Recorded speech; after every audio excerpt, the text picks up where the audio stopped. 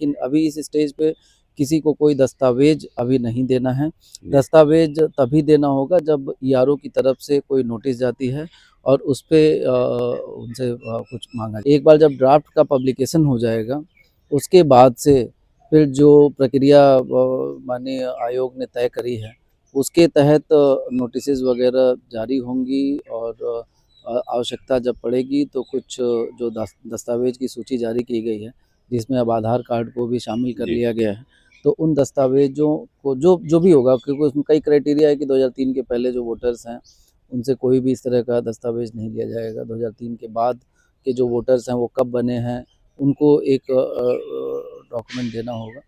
Election commission of India द्वारा भारत के 12 राज्यों में SIR यानी विशेष सघन पुनर्निरीक्षण कार्यक्रम चलाया जा रहा है। वर्तमान मतदाता सूची को फ्रीज किया गया है। यह क्लियर जहाँ समझ लें कि फ्रीज किया गया है, निरस्त नहीं किया गया है।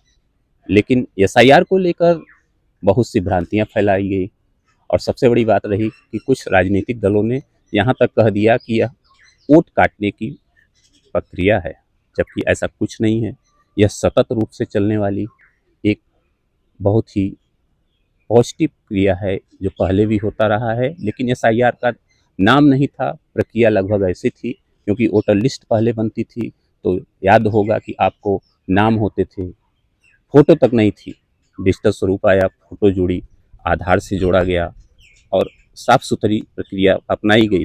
आज की स्थिति में एक सातगर्भित, स्वच्छ और पारदर्शी वोटर लिस्ट बनाने की प्रक्रिया जारी है। यही एक तरह से देखा जाए तो SIR है। जो वोटर है, जो वास्तविक मतदाता है, वही वोटर लिस्ट में हो, यह जरूरी है। इन्हीं सब बातों को लेकर प्रयागराज में भी SIR की प्रक्रिया चालू है। BLO घर घर जाना शुरू कर चुके हैं। लेकिन यहाँ एक और भी समस्या है कि यहाँ पर परिसीमन की समस्या है, क्योंकि 2003 को आधार बनाया गया है। तो यहाँ पर एक और समस्या है कि आसपास के जनपद की भी कुछ विधानसभा प्रभावित हैं। 2003 की विधानसभा में वो दूसरे जनपद में अब उस समय थी, जो इलाहाबाद नाम था, अब वो कौशाम्बी में भी हैं। तो इसी तरह के कुछ सवाल हैं जो हम जानना चाहेंगे। हमारे साथ मौजूद हैं जिलाधिकारी प्रयागराज मनीष कुमार वर्मा जी। तो सर, सबसे पहला सवाल हमारा ये है कि लोग ये कहते हैं साहब ये SIR की ज़रूरत क्यों पड़ी?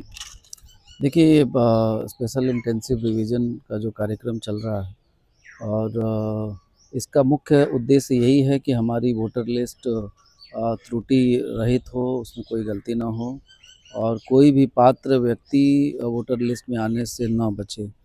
हर पात्र व्यक्ति वोटर लिस्ट में शामिल हो और जो व्यक्ति की मृत्यु हो गई है, डुप्लीकेट वोटर हैं या एब्सेंटी वोटर्स हैं, उनको वहाँ से हटाया जाए।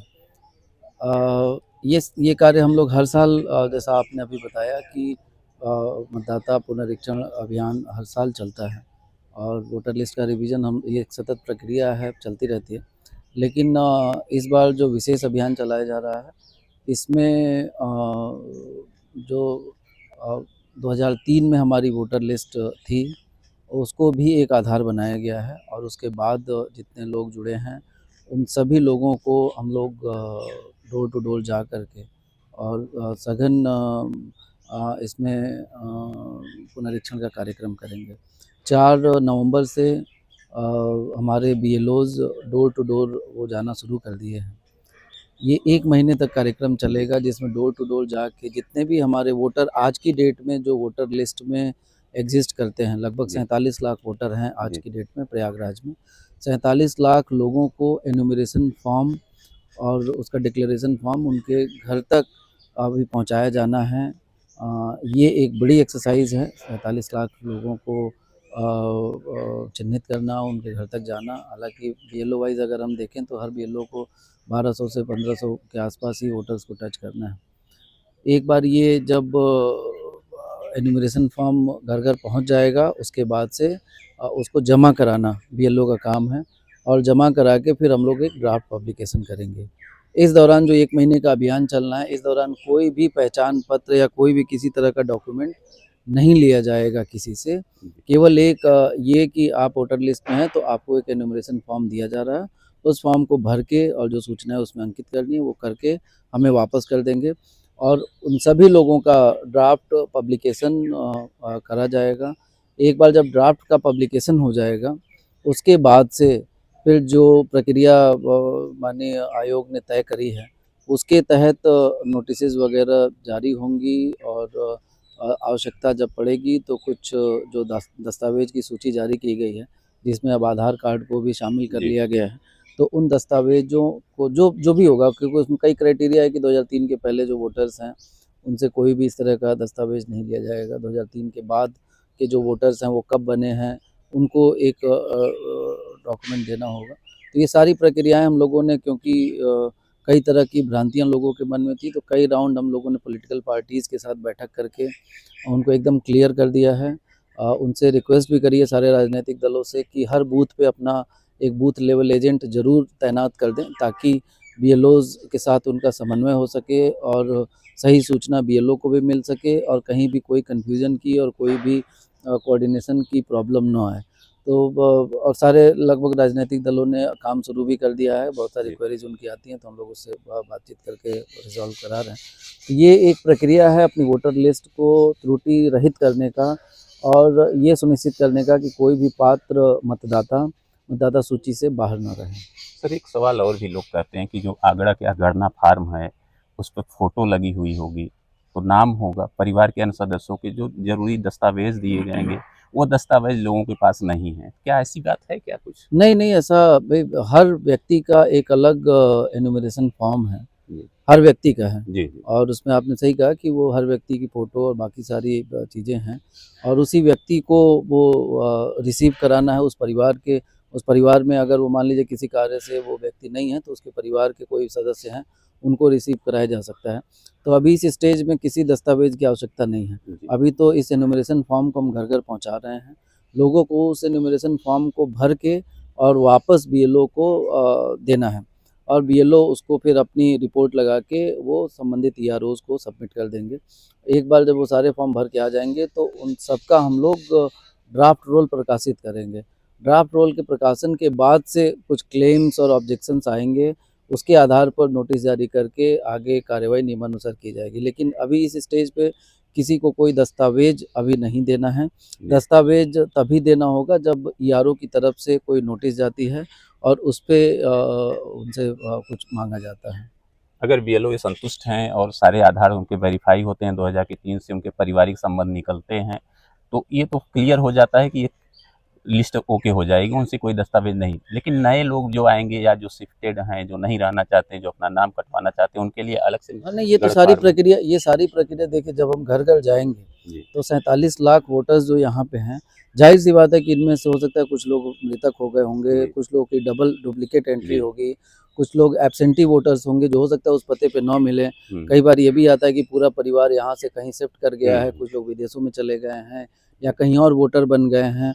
तो इस तरह की लिस्ट इस दौरान बीएलओ अपनी तैयार भी कर लेंगे और उनके बाद फिर उनको नोटिस जारी करके उसके बाद ही किसी का जो भी संशोधन करना हो या जोड़ना हो या विलोपन करना हो, वो सारा कार्यवाही एज़ पर रूल जो माननीय आयोग का नियम है, उसी के अनुसार किया जाएगा। सर, एक समस्या जैसे ये बहुत व्यवहारिक है, क्योंकि अब कंप्यूटर का इलेक्ट्रॉनिक का ज़माना है, बहुत सरल काम है। लेकिन परिसीमन जो हमारी विधानसभा सीटें थी 2003 में, वो संख्या जो थी, अब उनके नाम भी बदल गए, क्षेत्र भी बदल गया। कुछ जैसे चायल थी, चायल कौशाम्बी में चली गई, हड़िया का कुछ क्षेत्र डिस्टर्ब हुआ, नवाबगंज सीट फूल ये फाफामऊ बन गई, फूलपुर बन गया झूसी।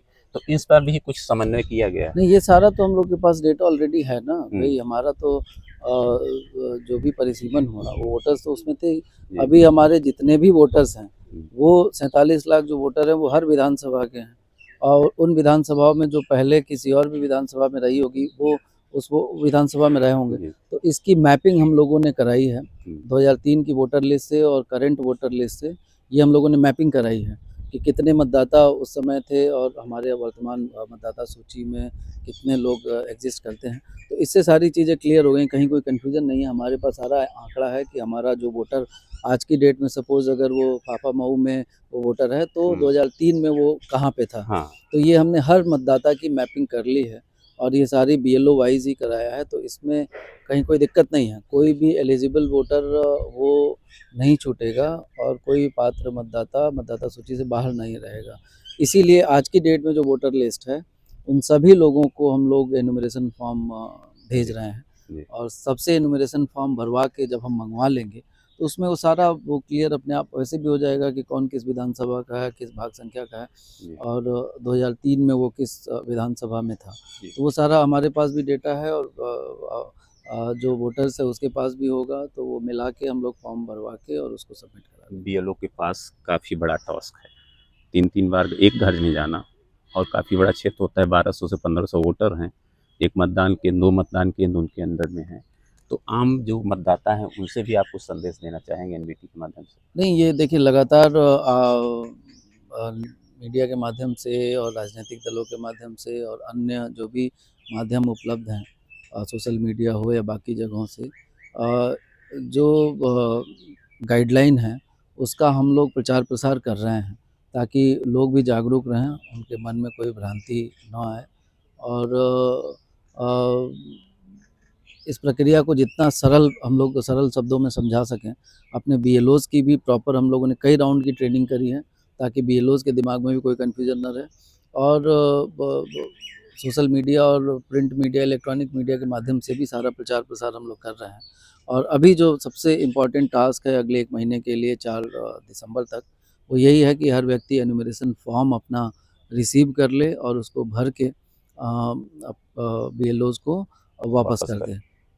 जो 3 बार जाने की बात है वो आपने एकदम सही कहा। कई बार होता है कि हमारे बीएलओ जब विज़िट करते हैं गाँव में या शहरों में या घरों में, तो कई बार वो परिवार वहाँ नहीं होता है, पता चला वो कहीं अपनी रिश्तेदारी में गया होगा या कई लोग हो सकता है कि कहीं बीमारी में कहीं चले गए हों या हो सकता है कई लोग परमानेंटली शिफ्टेड हों यहाँ से कहीं और दूसरे शहर में चले गए हों। इसीलिए 3 बार भ्रमण करने की व्यवस्था बनाई गई है कि 1 महीने में अगर 3 बार अगर कोई टेम्पररी 4 दिन 5 दिन के लिए कहीं गया होगा तो वो लौट आएगा और ऐसा कुछ होगा अगर वो परमानेंटली शिफ्टेड होगा तो भी 3 बार की विजिट में पता चल जाएगा कि अब ये परिवार यहाँ पे नहीं रहता है। तो इसीलिए ये पूरी प्रक्रिया बनाई गई है कि कहीं पे कोई भी पात्र मतदाता न छूटे और हम लोग भी सुनिश्चित कर रहे हैं, हमारे वरिष्ठ अधिकारीगण की भी ड्यूटी लगी है कि वो लोग भी ऐसे क्षेत्रों में जाएँ, बीएलओ के काम पे नज़र रखें, बीएलओ से इंटरैक्ट करते रहें, उनको फील्ड में क्या डिफ़िकल्टी आ रही है उसको भी हम लोग गाइड कर सकें, जिससे कि जिस उद्देश्य के साथ ये अभियान शुरू किया गया है वो अभियान सफल रहे। कोई हेल्पलाइन नंबर भी जारी किया हुआ? यहाँ पे हम लोगों ने डिस्ट्रिक्ट कंट्रोल सेंटर भी बना रखा है। इसके अलावा हमारे ईआरओज़ के जो सीयूजी नंबर हैं वो भी सारी चीज़ें ऑनलाइन जो पोर्टल है उस पे उपलब्ध है। लोग ऑनलाइन भी अगर किसी को कोई दिक्कत है तो वो भी कंप्लेन कर सकते हैं। जो कंप्लेंट्स आती हैं वो हम लोग स्वयं उसको मॉनिटर करते हैं। हमारा डैशबोर्ड डेली मैं चेक करता हूँ कि कितनी कंप्लेंट्स हैं, किस तरह की कंप्लेंट्स आ रही हैं। तो भई ये एक ओपन फोरम है, लोग अगर किसी को कोई दिक्कत है तो हमारे कार्यालय में भी यहाँ पे व्यवस्था है, यहाँ पर भी आके अपनी आपत्ति दर्ज करा सकता है। तो पूरी पारदर्शी व्यवस्था हम लोगों ने हर लेवल पे बीएलओ के स्तर पे भी, ईआरओ के स्तर पे भी और डिस्ट्रिक्ट लेवल पे भी ये बनाई है कि किसी को कोई क्वेरी हो, कोई बात हो तो वो इस प्रक्रिया के बारे में समझ भी सकता है और कोई भी अगर समस्या आ रही हो तो उसका समाधान करा सकता है। तो ये थे जिलाधिकारी प्रयागराज मनीष कुमार वर्मा जी। उन्होंने कहा कि एसआईआर पूरी तरह से पारदर्शी है, सरल है, स्वच्छ है और सबसे बड़ी बात है कि मतदाता के पास पहुंच रहे हैं बीएलओ, सर्वसुलभ है, किसी तरह की असमंजस की बात नहीं है। सब कुछ पारदर्शी होने के साथ राजनीतिक पार्टियों से भी उन्होंने अपील की कि वह बीएलओ की मदद करें, जो वहाँ के स्थानीय जनप्रतिनिधि हैं वह भी मदद करें और पूरे देश में एक साफ सुथरी मतदाता सूची सामने आए और जिसमें जो राइट्स है, लोकतंत्र का जो सबसे बड़ा अस्त्र शस्त्र है वह है वोट देने की अधिकार। तो मतदान का अधिकार भी उन्हें प्राप्त हो, सब कुछ साफ सुथरा हो।